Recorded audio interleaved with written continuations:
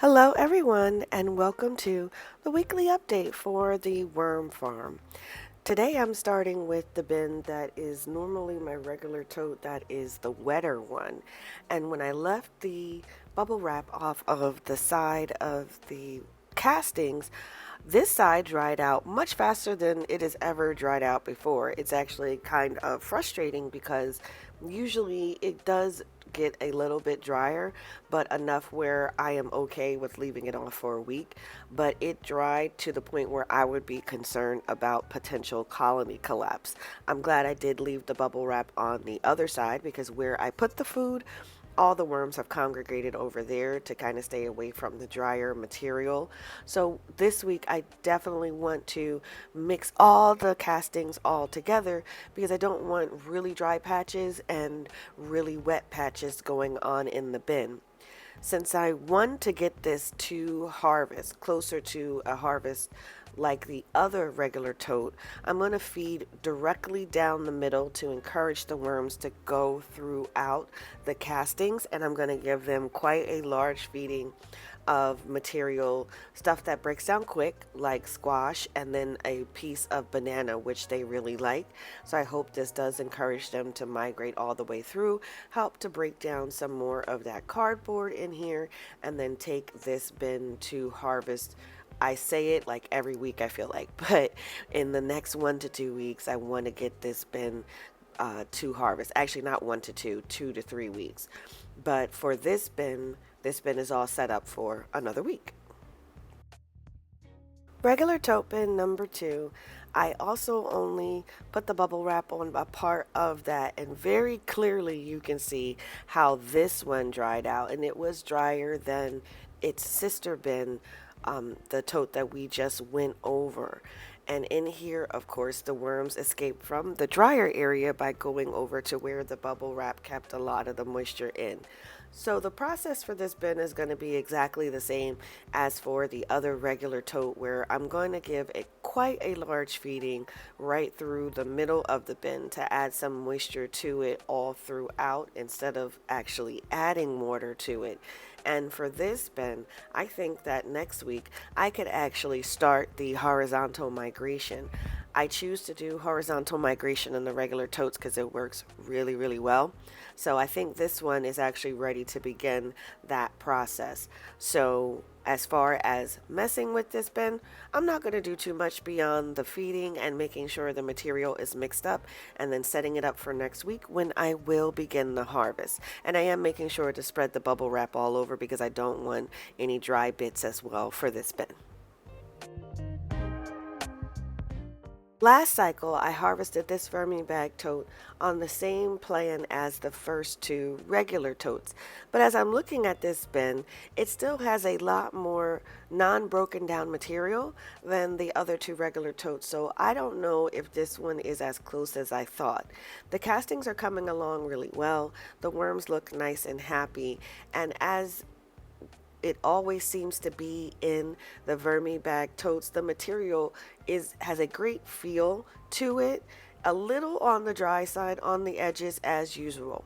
Now with the Vermi bag totes, I don't hesitate to add a lot of moisture because they can handle it. They have a lot more chance of the water evaporating. So I gave this mostly a wet feeding of melon, and I'm going to add water to this bin, unlike what I did with my other bins, as the regular totes just hold on to water a little too much for me. So this bin, I think, is closer to a month away. Hopefully I'm overestimating when I would harvest, but I think this cycle I'm going to be harvesting at totally different times, which won't be too bad since I am doing the horizontal migration on both of my regular totes. But I'm going to wet this down really well after giving it a good feeding, and then set this up for another week.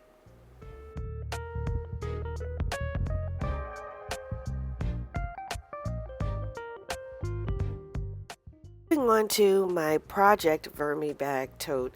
This is the bin where for, I'd say it's been about 5 months now, I've been trying to rebuild the colony inside of this bin. First I was just keeping it small and just feeding it. Then I started the breeder bins for this one.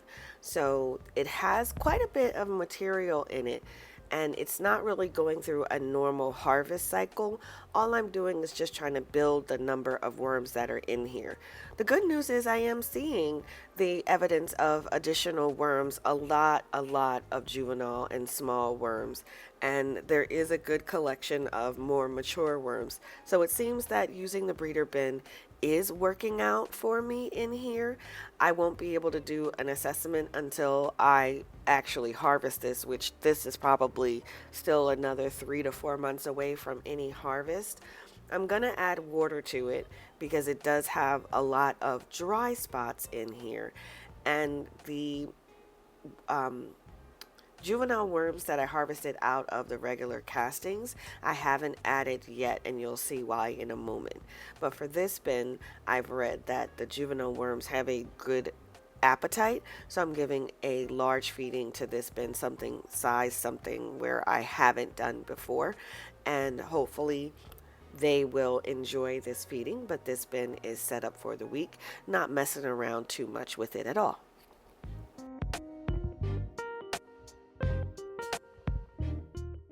Moving over to the breeder bin.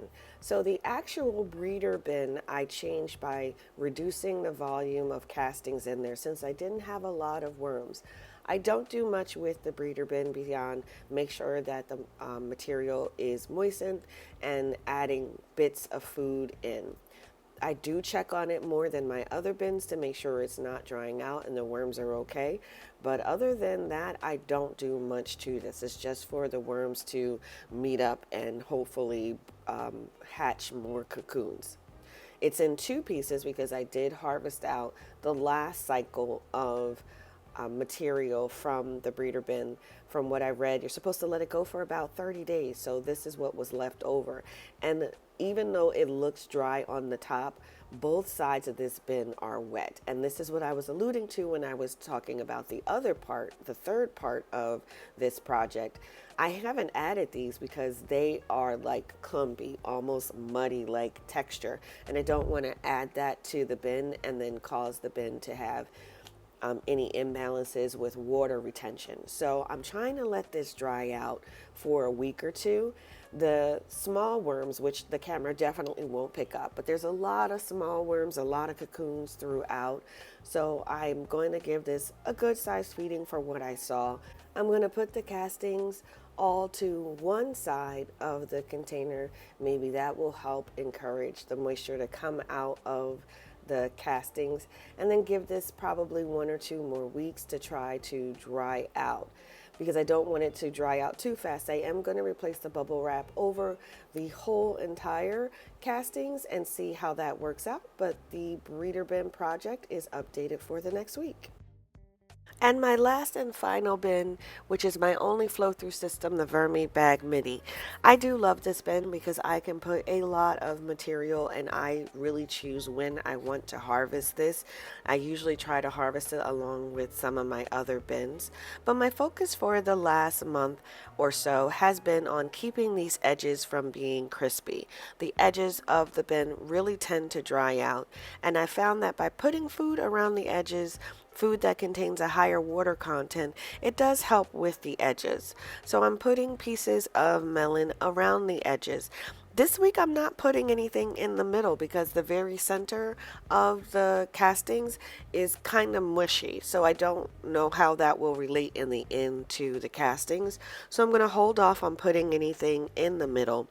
And I'm not going to add any material this week because I did 2 weeks of additions.